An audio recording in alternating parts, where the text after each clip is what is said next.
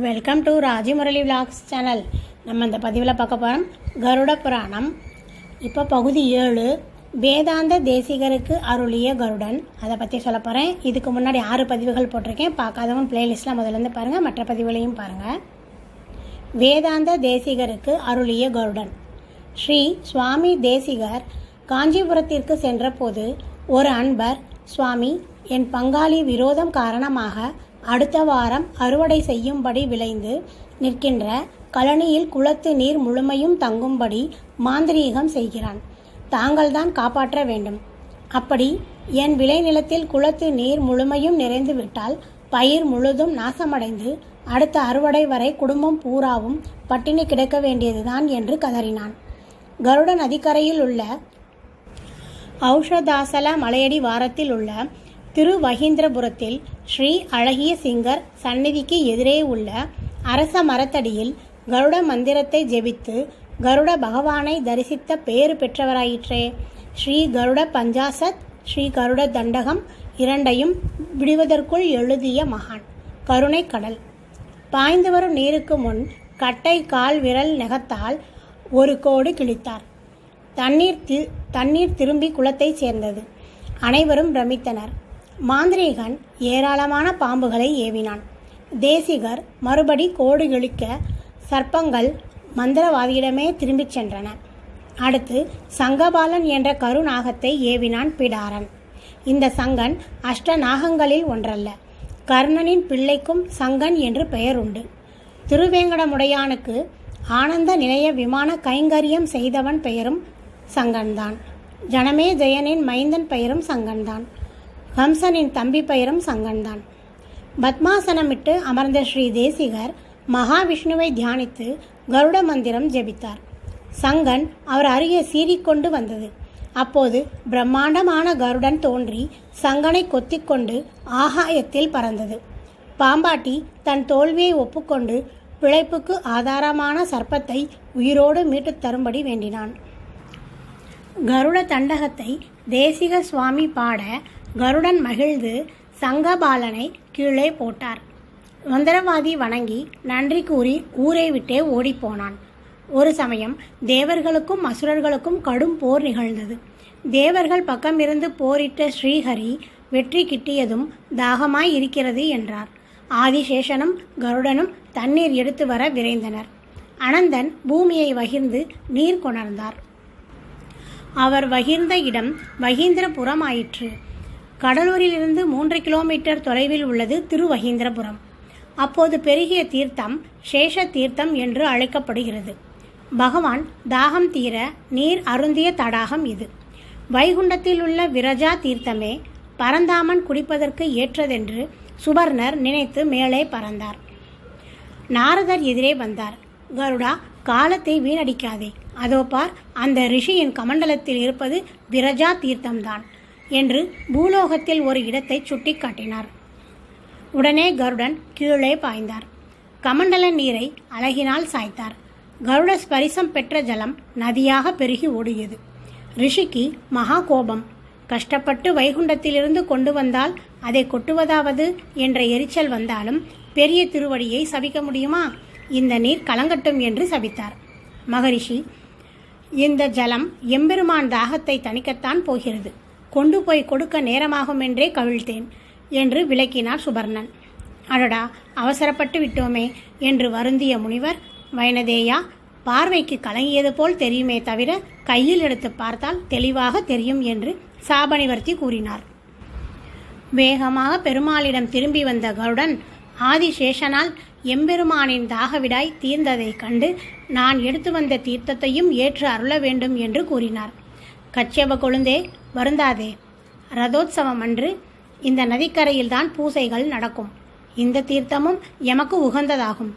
இதில் நீராடுபவர் விஷக்கடி இல்லாமல், திருஷ்டி தோஷம் தாக்காமல், கருப்பு காற்று அண்டாமல், வாயு சம்பந்தமான நோய்கள் குணமாகி ஆரோக்கியமாக வாழ்வர் என்று வரமளித்தார். கருடன் தட்டிவிட்ட விரஜா நதியின் நீர்தான் கெடில நதியாக ஓடுகிறது. பிரம்மா இந்த கதையை தினமும் பாராயணம் செய்வதாக மும்மணி கோவையில் சுவாமி தேசிகர் செப்பியுள்ளார். கருட தீர்த்தம்தான் மக்கள் நாவில் மருவி கெடில தீர்த்தமாக மாறியிருக்கிறது. தை அமாவாசைக்கு மறுநாள் திருநாங்கூர் கருட சேவை திருமணி மாடக்கோவிலின் முன் நடைபெறும். சிவபெருமானின் ருத்ர தாண்டவத்தை நிறுத்த ஸ்ரீ மகாவிஷ்ணு 11 சிவனாக காட்சி தந்தார். பின்னர் 11 ருத்ரர்களும் ஒன்றுக்குள் ஒன்றாக அடங்கி ஒன்றாக ஆனார் என்பது ஐதீகம்.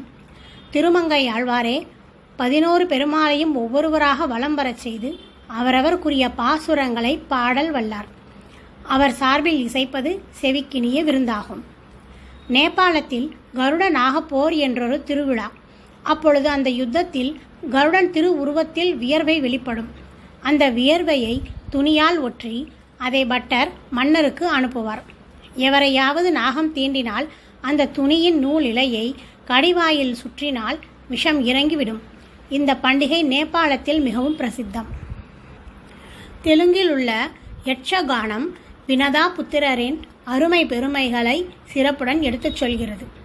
திருவனந்தபுரத்தில் ஸ்ரீ ராமானுஜர் வைஷ்ணவத்தை போதிக்க செல்கையில் அதை விரும்பாத நம்பூதிரிகள் எங்கே இவரால் தன் பிழைப்புக்கு குந்தகம் நேருமோ என்று அஞ்சி பத்மநாப சுவாமியை பிரார்த்திக்க பெருமாள் எதிரே இருந்த கருடனை பார்த்து இவரை திருக்குறுங்குடியிலே விட்டு வாரும் என்று உத்தரவிட்டார். கருடாழ்வாரும் அப்படியே செய்தார். அதனால்தான் நெல்லை மாவட்டத்தில் உள்ள திருக்குறுங்குடியில் கருடாழ்வார் சன்னதி கிடையாது. கருடன் தவம் செய்து பரமபதத்தில் வைகுண்டவாசன் எதிரே இருக்க வரம் பெற்ற இடம் வானமாமலை. பானாசுரன் அவன் சிறந்த சிவபக்தன். அவன் புதல்வி உஷா. பானாசுரன் உஷாவின் தோழியான மந்திரி குமாரி சித்திரலேகா மாய மந்திரங்கள் கற்றவள். ஸ்ரீ கிருஷ்ண பரமாத்மாவின் பேரன் அனிருத்தனை உஷா விரும்பினாள். சித்திரலேகா துவாரகையிலிருந்து அவனை தூக்கி வந்து விட்டாள். இதை அறிந்த பாணன் அனிருத்தனோடு மாய போர் புரிந்து நாகாஸ்திரத்தால் அவனை கட்டி போட்டான். அனிருத்தன் நிலையை அறிந்த நாரதர் உடனடியாக துவாரகைக்கு சென்று ஸ்ரீ கிருஷ்ணரிடம் அந்த விஷயத்தை கூற ஸ்ரீ கிருஷ்ணர் கருடனை நினைத்தார். கருடன் தோன்றியதும் அவர் மேல் ஏறிக்கொண்டு சைனியத்துடன் சோனிதபுரம் சென்றார். கடும் யுத்தம் நடந்தது. கருடனின் இறக்கை காற்று பட்டவுடன் சர்ப்ப பாசங்கள் நசிந்தன. அனிருத்தனையும் உஷாவையும் பெரிய திருவடியின் தோளில் ஏற்றி துவாரகை வந்து சேர்ந்தார். இப்படி கருடாழ்வாரின் மகிமைகள் சொல்லில் அடங்காதவை.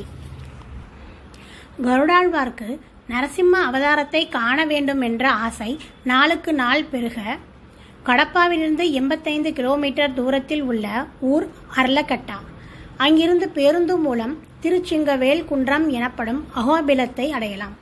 அகோபிலத்தில் கடும் தவம் இயற்றினார்.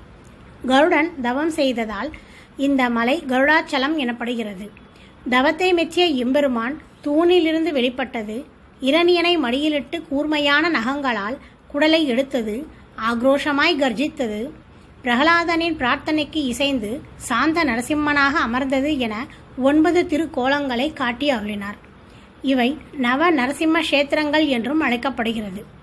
இதில் குடிகொண்டுள்ளவரின் நாமங்கள் அகோபில நரசிம்மர், வராக நரசிம்மர், பாவன நரசிம்மர், காரஞ்ச நரசிம்மர், சக்கரவட நரசிம்மர், பார்கவ நரசிம்மர், ஜுவாலா நரசிம்மர், மாலோல நரசிம்மர், யோகானந்த நரசிம்மர் என்று விளங்குகிறது.